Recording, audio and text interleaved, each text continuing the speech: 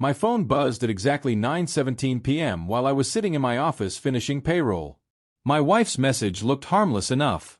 "Don't worry about me. I'm just resting in my hotel room." I stared at it for a few seconds before typing back a single sentence that changed both our lives. "Interesting. Because hotel security footage shows you leaving with another man an hour ago." The typing bubble appeared, disappeared, then appeared again. It vanished completely. In that silence, I realized the marriage I had spent 9 years protecting had already fallen apart long before that text arrived. My wife, Emily, had traveled to Chicago for a 3-day marketing conference. She had been excited about presenting her team's quarterly campaign and promised we'd celebrate together once she returned. We weren't the perfect couple, but I believed we were honest with each other. Every morning started with coffee in our kitchen, every Friday meant takeout and old movies, and every Sunday we visited my parents. Our routines were ordinary, comforting, and predictable. That's probably why I ignored the small changes that slowly appeared during the previous 6 months without asking harder questions. Emily had become strangely protective of her phone. She started taking business calls on the balcony instead of the living room. New dresses appeared without explanation, always labeled as conference clothes. When I asked simple questions, she answered quickly before changing the subject.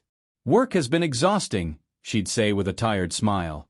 I wanted to believe her because trusting someone is much easier than admitting something feels wrong. Besides, we had recently renewed our apartment lease, shared a savings account, and were discussing buying our first house within the year. The only reason I had access to the hotel security footage was pure coincidence.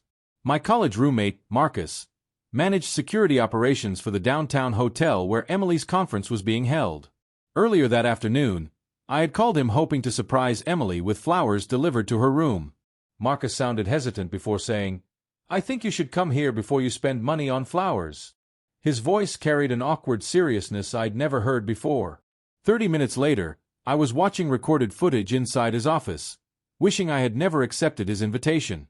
The timestamp read 8:09 p.m. Emily walked confidently through the hotel lobby wearing the same navy blazer she'd packed the night before.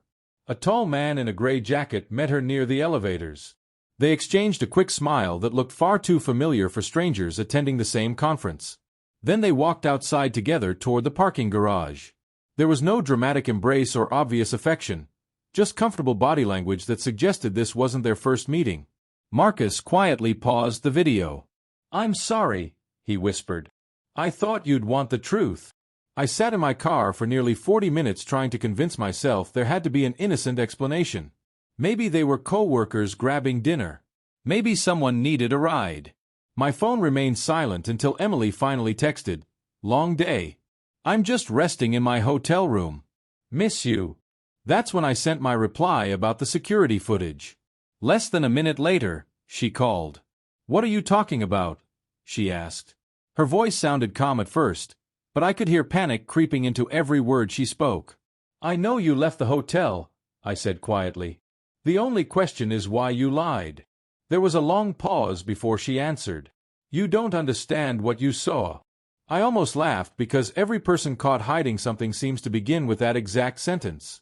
"Then help me understand," I replied. Instead of explaining, she hung up. Seconds later, my calls went directly to voicemail. Then our shared location disappeared from the family app we'd used for years. Watching that icon vanish hurt more than I expected because it wasn't just technology she had turned off. I spent the night in a budget motel across town because I couldn't imagine driving home. Around midnight, Marcus texted another message. They came back separately. She returned at 11:46 p.m. Attached was another still image from the lobby camera. Emily looked nervous this time, glancing behind her before entering the elevator alone. I didn't sleep. Instead, I reviewed our bank statements, remembering purchases I'd ignored. Expensive restaurant charges, rideshare receipts, and conference trips that suddenly seemed far more frequent than before. Individually they meant nothing. Together they formed a story I had refused to read. Emily returned home 2 days later carrying a souvenir mug and acting as though nothing had happened. "Can we please talk?" she asked after setting down her suitcase. I nodded without smiling. She immediately began explaining that the man was a client named Daniel who needed advice after an investor dinner. "I lied because I knew you'd overreact," she insisted. I quietly placed printed screenshots from the hotel footage and our recent financial records onto the dining table. Her confident expression faded. For the first time since we met, she had absolutely nothing prepared to say. Finally, Emily lowered her head. "It started 4 months ago," she whispered. She admitted Daniel worked for a partner company she'd met during another conference.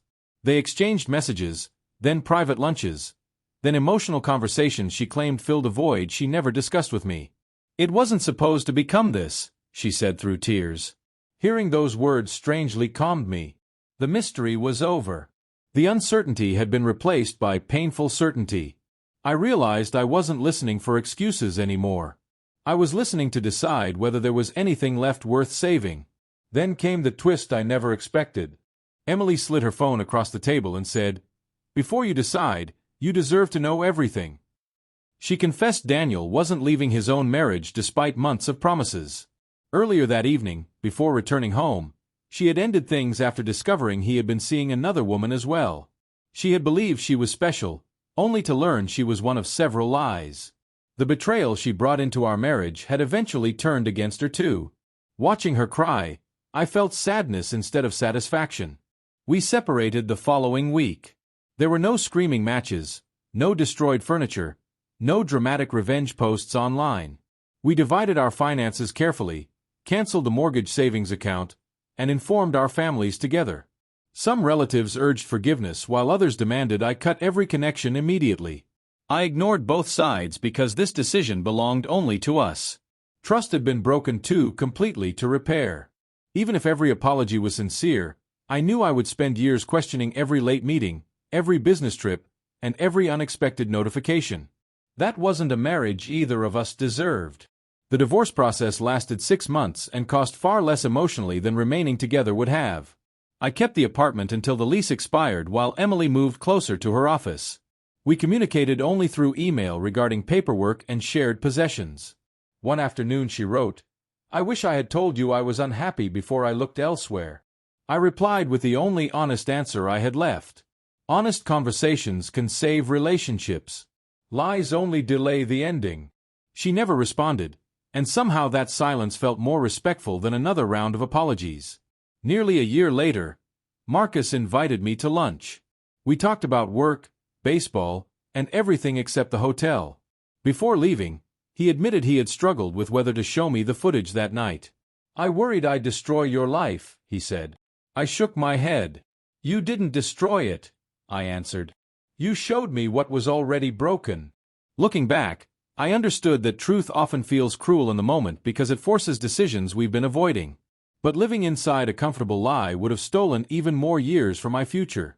Today, my mornings are quieter, but they're honest.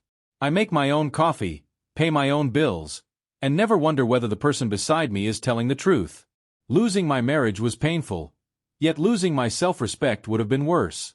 Sometimes friends ask whether I regret sending that text message. I always smile and give the same answer. No.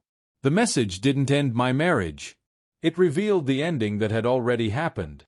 If trust is the foundation of love, then honesty is the only thing strong enough to rebuild a life after it collapses.